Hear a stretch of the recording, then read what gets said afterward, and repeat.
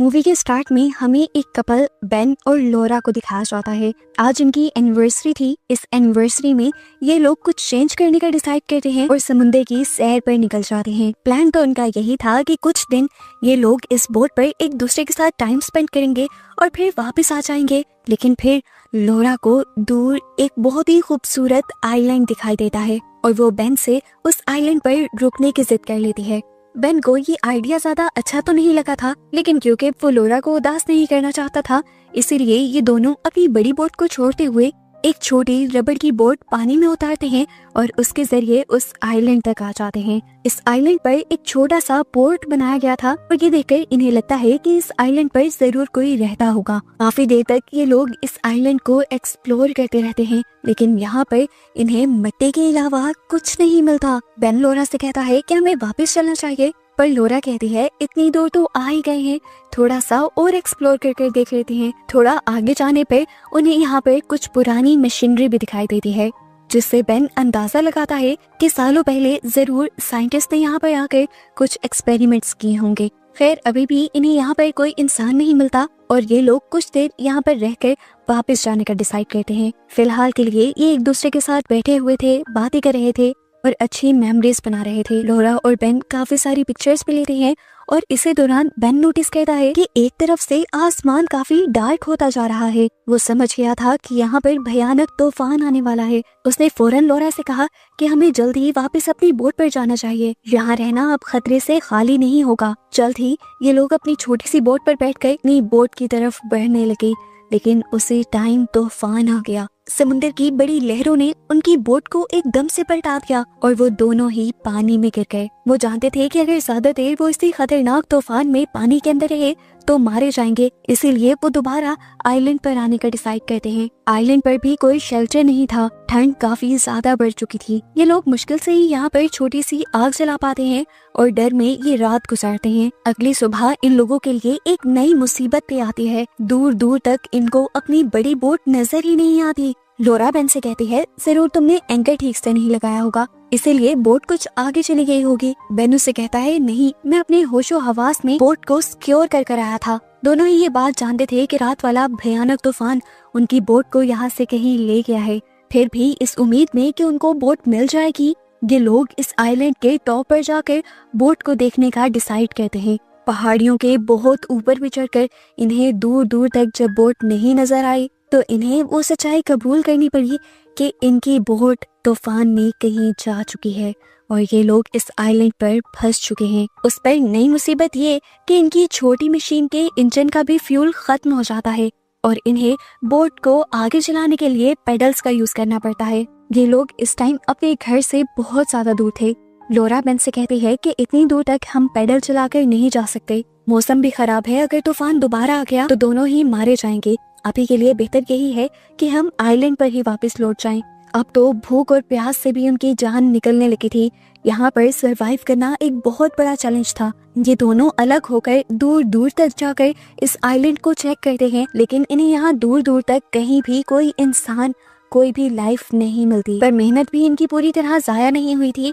Finally इन्हें एक छोटा सा झरना मिल गया था जहाँ से साफ पानी आ रहा था।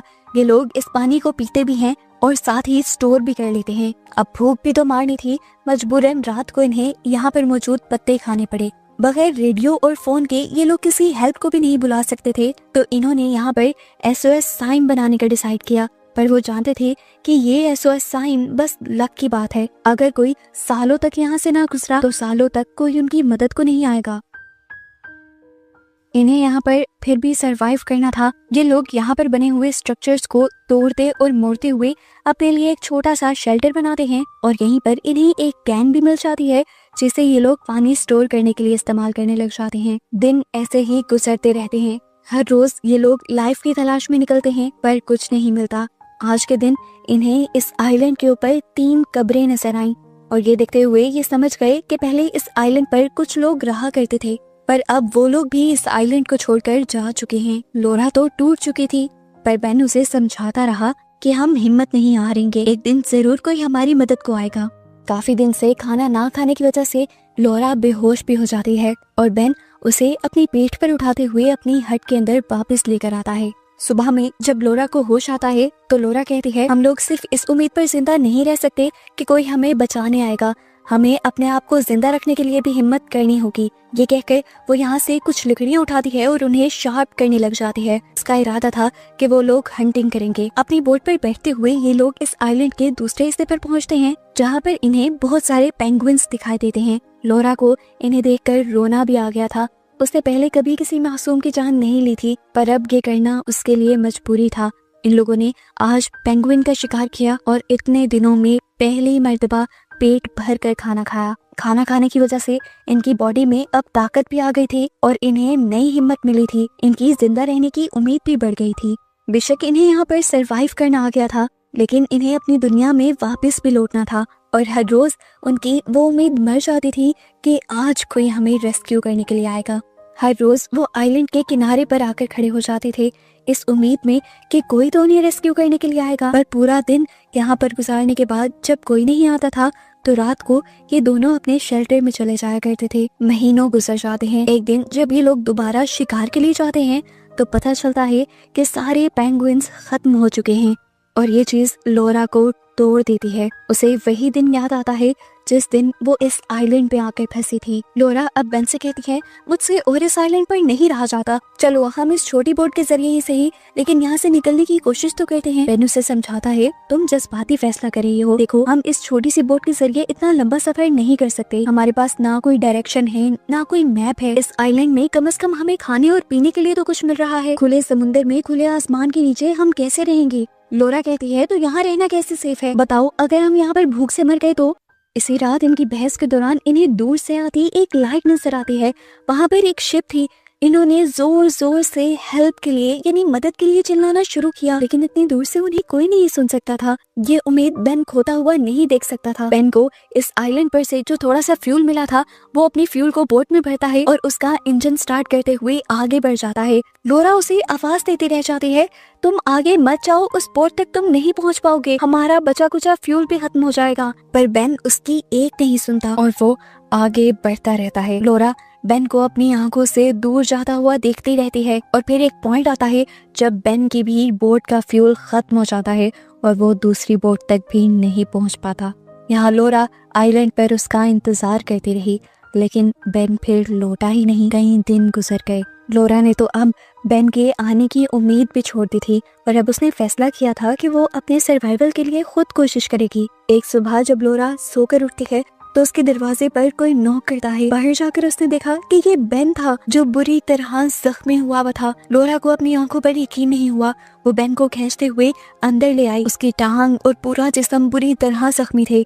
बेन ने बताया कि मैं कभी उस बोट तक नहीं पहुंच पाया, फ्यूल भी मेरी बोट का खत्म हो गया और समुद्र की लहरों ने मुझे एक पहाड़ी से टकरा दिया। छोटी बोट भी फट गई और वहाँ पर मेरी टांग भी बुरी तरह जख्मी हो गई, लेकिन मैंने वापस आने की उम्मीद नहीं छोड़ी। मैं कोशिश करता रहा और आखिर 4 दिन की मेहनत के बाद मैं यहाँ तक पहुँच गया। उसकी टांग में से अभी भी खून निकल रहा था। उसके जख्म को सीने के लिए लोरा एक नाइफ गर्म करती है और उससे उसके जख्म को जोड़ने लग जाती है।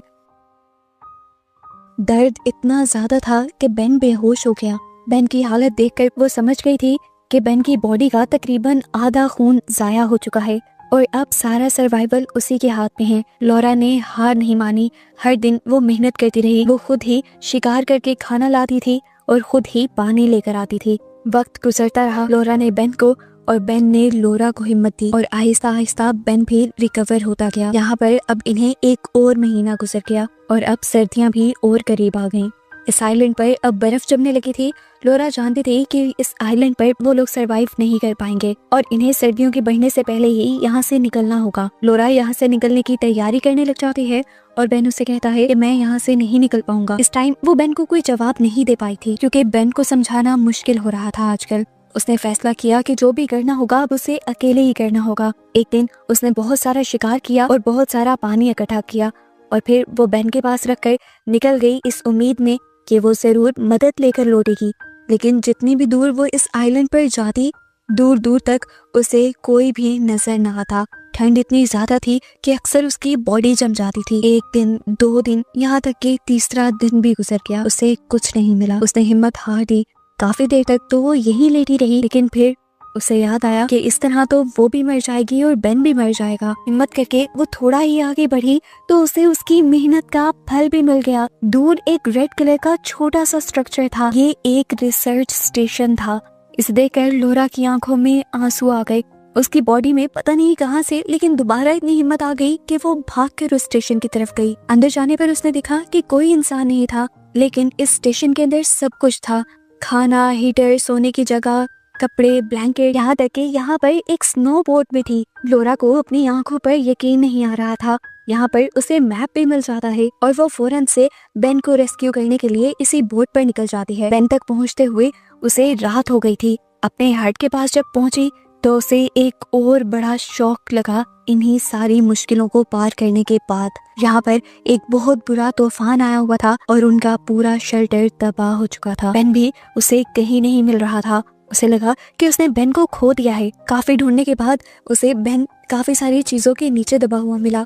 बेन की बॉडी पूरी तरह ठंडी थी और वो होश में भी नहीं आ रहा था। लोरा उसे खींचते हुए बोट पर ले आई और अपनी बोट को वो वापस ले आई उसी शेल्टर के अंदर। यहाँ आकर उसने बेन के सारे गीले कपड़े उतारे, उसके सामने हीटर चलाया और उसे गर्म कपड़े पहनाए। टेम्परेचर बेहतर होते ही बेन की हालत भी बेहतर होने लगी और आखिर उसे होश भी आ गया। उसने देखा कि लोरा उसके लिए खाना बना रही है। उसे अपनी आंखों पे यकीन नहीं आया।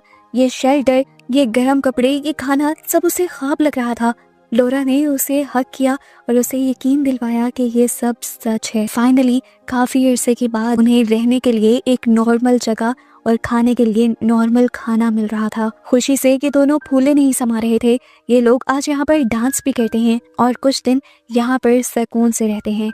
और फाइनली वो दिन भी आ जाता है जिस दिन उनके इस बुरे ख्वाब ने खत्म होना था। वो लोग इस रिसर्च स्टेशन के पास आती हुई एक बड़ी सी शिप देखते हैं जिसके अंदर साइंटिस्ट थे। अब उन्हें रेस्क्यू कर लिया जाता और उनकी ये मुश्किलें खत्म हो जाती। वो लोग बहुत ज्यादा खुश थे और बस उनकी खुशी को ही दिखाते हुए ये सर्वाइवल मूवी यहाँ पर खत्म हो जाती है।